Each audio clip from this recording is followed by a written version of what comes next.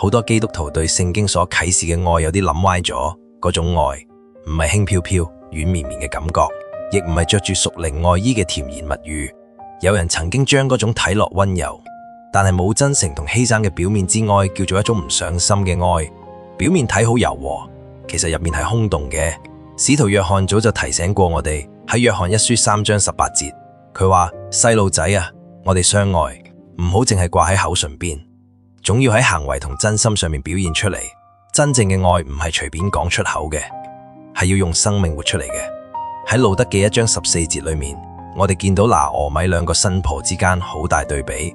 於是佢哋又喊到好大聲，俄珥巴同奶奶錫咗一下，但係路得就唔捨得拿俄米。俄珥巴用射嚟表達感情，嗰種係出面嘅，好快就冇咗個溫柔。但係路得嘅愛就入心入肺，佢喺逆境之中實實緊緊跟住奶奶，